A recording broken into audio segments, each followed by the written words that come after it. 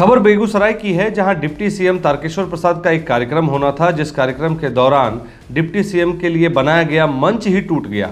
खबर है कि बेगूसराय के सदर प्रखंड के उलाव रचियाही गांव में बिहार के डिप्टी सीएम श्री तारकेश्वर प्रसाद संतमत सत्संग का उद्घाटन करने बेगूसराय पहुंचे थे, जहां उन्होंने पहले फीता काटकर मंच का उद्घाटन किया। उसके बाद महर्षि मही परमहंस जी महाराज के फोटो पर पुष्पांजलि अर्पित कर श्रद्धांजलि दी और जैसे ही दीप प्रज्वलित करने मंच पर गए कि मंच अचानक टूटकर धराशायी हो गया। इस हादसे में मंच पर मौजूद बेगूसराय के नगर विधायक कुंदन कुमार, पूर्व विधायक श्री कृष्ण सिंह, जिला परिषद उपाध्यक्ष नंदलाल राय, भाजपा जिला अध्यक्ष राजकिशोर सिंह, जदयू जिला अध्यक्ष रुदल राय समेत दर्जनों लोग मंच के नीचे गिर गए। हालांकि इस हादसे में डिप्टी सीएम बाल बाल बच गए, लेकिन जदयू जिला अध्यक्ष रुदल राय का दाहिना पैर टूट गया। फिलहाल उन्हें इलाज के लिए उठाकर बेगूसराय के एक निजी क्लिनिक में भर्ती कराया गया है। खबर कटिहार के फलका क्षेत्र की है, जहां मघेली पंचायत अंतर्गत बड़ी चादर टोला गांव में नल जल योजना को लेकर आपसी विवाद में 34 वर्षीय नगमा भारती की मारपीट कर गला दबाकर निर्मम हत्या कर दी गई। खबर है कि मघेली पंचायत अंतर्गत बड़ी चादर नहर टोला गांव में रहने वाले जदयू कार्यकर्ता अब्दुल सत्तार की 34 वर्षीय पत्नी की हत्या अब्दुल सत्तार के भाई ने ही कर डाली। अब्दुल सत्तार ने बताया कि मंगलवार को वह एक शादी समारोह में कटिहार गए हुए थे और बुधवार जब वह अपने घर पहुंचे तो अपनी पत्नी नगमा भारती को मृत अवस्था में पाया। उन्होंने बताया कि मृतका के गले में दुपट्टा लपेटा हुआ था और शरीर पर कई जख्म के निशान भी थे। जब उन्होंने घर में मौजूद बच्चों से बातचीत की तो उन्होंने कहा कि बड़े चाचा वजीर शाह व अन्य ने मिलकर उनकी मां की मार पीट कर और गला दबाकर हत्या कर दी। मामला जब पुलिस के पास पहुंचा तो स्थानीय पुलिस मौके पर पहुंचने के बाद स्थानीय लोगों ने पुलिस को घंटों तक बंधक बनाकर रखा। थाना अध्यक्ष सहित पुलिस बल को आक्रोशित ग्रामीणों के गुस्से का शिकार होना पड़ा। यहां तक कि उग्र भीड़ से पुलिस की हाथापाई तक हो गई। फिर जाकर किसी तरह बातचीत करके मामले को शांत किया गया। हंगामा देख आरोपी घर छोड़कर फरार बताया जाता है। आक्रोशित ग्रामीण व परिजन ने एसपी और डीएम को घटनास्थल पर बुलाने की मांग कर रहे थे। विवाद का जो मुख्य कारण पता किया गया वो ये था कि उनके घर के आगे बने मुख्यमंत्री नल जल योजना के तहत पानी टंकी से जल बहाव को बताया गया है।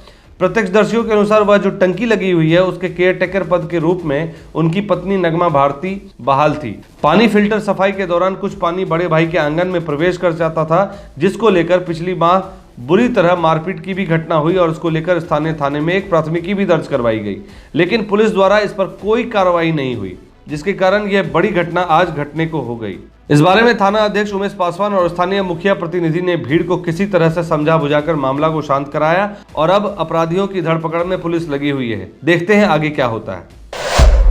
हमने कल ही अपनी खबरों में आपको एक घटना के बारे में बताया था, जिसमें कि प्राणपुर रेलवे स्टेशन से करीब 2 किलोमीटर दूरी पर एक व्यक्ति सवारी गाड़ी से गिरने से मौत हो गई थी, जिसकी उम्र 30 वर्ष थी। और इसी क्रम में हमें यह जानकारी मिली कि रेलवे पुलिस घटनास्थल पर पहुंचने के बाद जब शव को अपने कब्जे में लिया और पंचनामा कर पोस्टमार्टम के लिए शव को कटिहार सदर अस्पताल भेजा गया, तो उस समय कटिहार रेल पुलिस की इंसानियत पर सवालिया निशान खड़ा हो गया जब उन्होंने शव को एम्बुलेंस में ना भेजकर रिक्शे पर गठरी बांधकर शव को सदर अस्पताल पोस्टमार्टम रूम भेजा।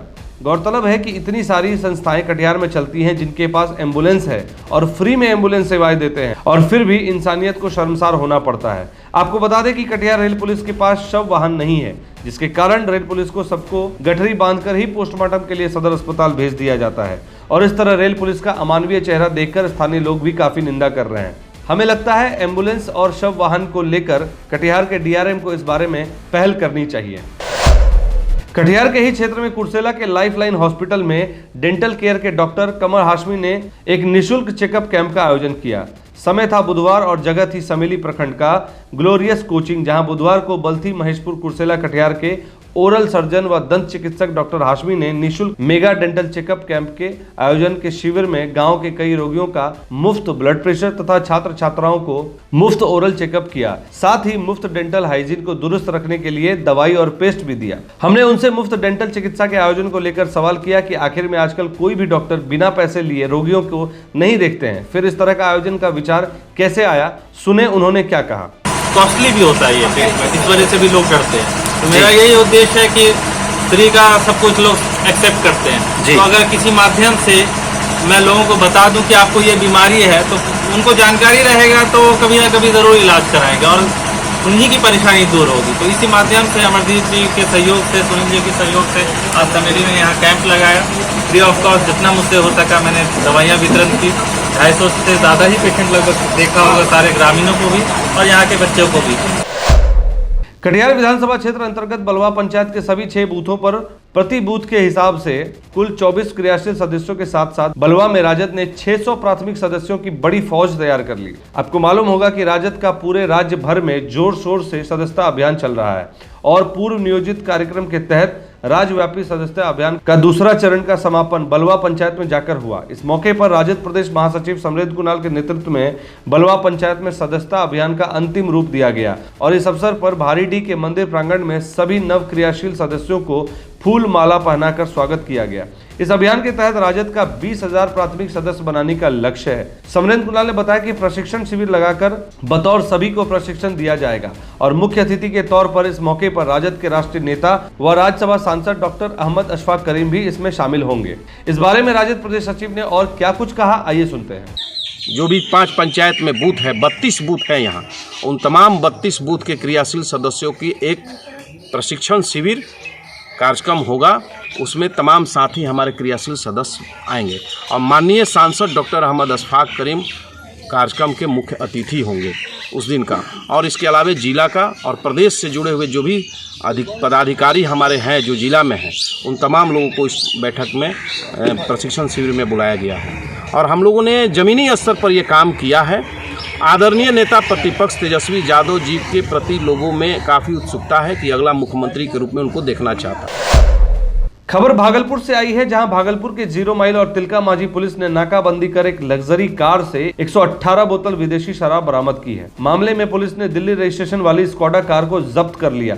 इस कार में 2 लोग सवार थे जिनको गिरफ्तार कर लिया गया, जिसमें मधेपुरा जिला के चौसा निवासी सौरभ कुमार यादव और मुरलीगंज निवासी सौरभ कुमार शामिल है। इस बारे में जब बात की गई तो थाना अध्यक्ष SI कौशल भारती ने बताया कि तस्कर शराब को झारखंड से लेकर मधेपुरा जा रहे थे और गुप्त सूचना के आधार पर जब 0 माइल चौक से ठीक पहले नाकाबंदी की गई। इसमें DL8C 1771 रजिस्ट्रेशन वाली सिल्वर स्कोडा कार में 118 बोतल के साथ इन दोनों को गिरफ्तार कर लिया। हालांकि यह दोनों भागने का प्रयास कर रहे थे, लेकिन पुलिस की तत्परता से यह भाग नहीं पाए और पकड़े गए। कार चोरी की है या नहीं, इस बात का भी सत्यापन किया जा रहा है। देखिए हमारे संवाददाता इकबाल की विशेष रिपोर्ट। कौन दिया था लाने के लिए? अपना लाड़े थे? कहाँ बेचते हो? कहाँ बेचते हो? गए थे। घर कहाँ होगा? मुरलीगंज। मुरलीगंज कहाँ पड़ता है? मधेपुरा जिला। मधेपुरा लेके जा रहे थे। जी हम बात कर रहे हैं करोड़पति दरोगी की, जिसने नौकरी के 13 सालों में 98 लाख की जमीन खरीदी और खातों में जिसके 47 लाख से अधिक कैश निकला। आपको बता दें, भ्रष्टाचार के मामले में लोगों ने बुधवार को पटना के रूपसपुर थाना अध्यक्ष मधुसूदन कुमार पर आय से अधिक संपत्ति मामले में शिकंजा कस दिया।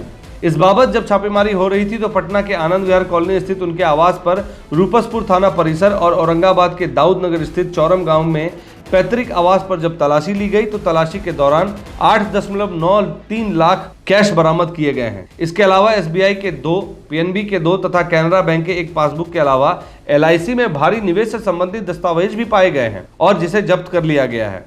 IOU के अनुसार 2009 बैच के सीधे नियुक्त सब इंस्पेक्टर रूपसपुर थाना के थाना अध्यक्ष मधुसूदन के बारे में सूचना मिली थी कि पटना जिला के मनेर थाना में पदस्थापन के दौरान बालू माफियाओं से भी इनकी सांठगांठ थी। तो अब बताइए कि बालू माफिया क्या करेंगे? उनके साथ तो सीधी कहावत बैठती है कि जब सैया भय कोतवाल तो फिर डर काहे का। बात यहीं खत्म नहीं हो जाती। मधुसूदन ने अपनी पत्नी के खाते में काफी कैश जमा कराया है। इनकी आय से अधिक 87,34,109 रुपए की संपत्ति पाई गई है। बिहार में एक चौंकाने वाला तथ्य सामने आया है। शिक्षा मंत्रालय के नेशनल अचीवमेंट सर्वे 2021 में जो खुलासे हुए हैं वह काफी चौंकाने वाले हैं। बात यह है कि 10वीं गणित में 44% बच्चों को बेसिक जानकारी ही नहीं है, यहाँ तक कि उन्हें साइंस की ABCD भी नहीं पता। सर्वे के अनुसार बच्चों का बेसिक लेवल काफी नीचे है। शिक्षा मंत्रालय की ओर से जो रिपोर्ट बुधवार को जारी की गई है, कक्षा 3, 5, 8 व 10वीं के छात्रों के बीच पिछले साल नवंबर को सर्वे कराया गया था, जिसमें एनवायरमेंटल स्टडीज कक्षा 8 के बच्चों के लिए भाषा गणित, साइंस और सोशल साइंस तथा 10वीं के छात्रों के लिए मॉडर्न इंडियन लैंग्वेज, गणित, साइंस, सोशल साइंस तथा इंग्लिश विषय में यह सर्वे कराया गया था। आपको स्क्रीन पर हम दिखा पाएंगे किस तरह एक खबर भी छपी है जिसमें कि छात्रों का परफॉर्मेंस किस तरह से है। अगर बात करें कक्षा 10 की तो साल 2021 में बच्चों के जो अंक प्राप्त हुए हैं उसमें गणित में 500 में 229 229, साइंस में 202, सोशल साइंस में 222 और इंग्लिश में 259 नंबर का आंकड़ा आपको दिख रहा होगा। ये आंकड़ा 500 में अर्जित किए हुए अंक हैं।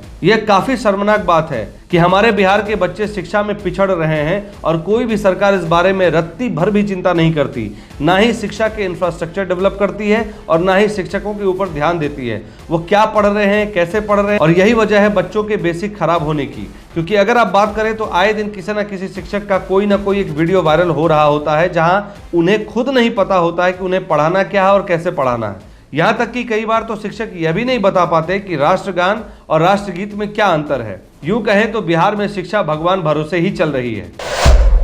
घटना काफी डराने वाली है, जहां शराब तस्करों की मनबढ़ी का मामला सामने आया है। सिवान में कार सवार तस्करों ने एक एएसआई को बोनट पर घसीटते हुए रौंद कर भाग खड़े हुए और इस घटना में एएसआई सुरेंद्र गहलोत की मौके पर ही मौत हो गई। वारदात बुधवार देर रात 11 बजे की है, जहां सिद्धवल पंचायत के टिकड़ी मोड़ के पास हुसैनगंज थाने में तैनात सुरेंद्र गहलोत गाड़ियों की चेकिंग कर रहे थे और उसी दौरान उन्हें शराब की एक खेप की डिलीवरी की सूचना मिली, जिसके बाद उन्होंने एक कार आती देखी और उन्हें शक हुआ तो गाड़ी रोकने की कोशिश की। पुलिस को देखते ही शराब तस्कर भागने लगे तो एएसआई सुरेंद्र गहलोत ने तस्करों को रोकने की कोशिश की तो तस्करों ने उन्हें कार से कुचल दिया। शराब तस्करों की कार ने एएसआई को काफी दूर तक घसीटा, जिसके बाद घटनास्थल से तकरीबन 200 मीटर की दूरी पर शराब तस्करों की गाड़ी अनियंत्रित होकर गहरी खाई में पलट गई, जिसके बाद शराब तस्कर अपनी कार को मौके पर छोड़कर फरार हो गए। हादसे में एएसआई की मौत होने के बाद गश्ती दल के सिपाही और चालक ने इसकी जानकारी आनन फानन में अपने बड़े अधिकारियों को दी और जानकारी मिलते ही अधिकारियों में हड़कंप सा मच गया।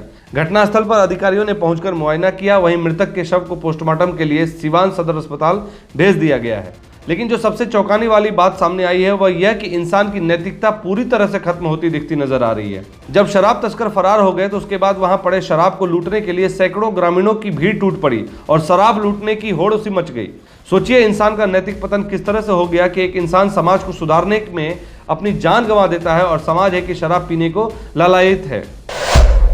अभी हमने आपको बिहार की शिक्षा को लेकर एक खबर बताई और इसी खबर में एक और खबर मिली है कि पूर्णिया शहर के वार्ड 14 हाउसिंग कॉलोनी स्थित प्राथमिक विद्यालय है जो सरकारी व्यवस्था का मजाक उड़ा रहा है। इस हाउसिंग कॉलोनी स्थित प्राथमिक विद्यालय की स्थापना वर्ष 2006 में हुई थी और यह स्कूल सिर्फ सरकारी कागज पर मौजूद है, धरातल पर तो कुछ और ही देखने को मिलता है। आपको बता दें कि स्कूल को अपना भवन तक नहीं है। सरकार ने स्कूल की घोषणा तो कर दी लेकिन पढ़ने के लिए भवन बनाना भूल गए। स्कूल के प्रधानाध्यापक भूपेंद्र कुमार सिंह ने मीडिया को बताया कि स्कूल भवन नहीं होने से करीब 4 वर्षों तक तो पेड़ के नीचे छात्रों को पढ़ाया। उसके बाद स्कूल के शिक्षकों ने अपने खर्च से टीना का शेड बनाकर क्लासरूम बनवाया और बच्चों को पढ़ाने लगे। टीना की तपती हुई गर्मी में भी बच्चे पढ़ते हैं। स्कूल में शिक्षकों ने अपने खर्च से फिर पंखे लगाए, लेकिन दुर्भाग्य देखिए वह भी चोरी हो गई। इस विद्यालय में करीब 200 छात्र हैं, लेकिन अलग अलग रूम नहीं होने से सभी कक्षा की पढ़ाई एक ही रूम में होती है। प्राथमिक विद्यालय में 5 कक्षा तक की पढ़ाई होती है, जिसमें कि 2 शिक्षक व 1 शिक्षिका रहती है। प्रधानाध्यापक ने आगे बताया कि स्कूल शिक्षा विभाग के रजिस्टर में दर्ज है, जहां तक कि 28 कट्ठा जमीन भी उपलब्ध कराया गया है और भवन निर्माण के लिए पत्र भी लिखा गया है।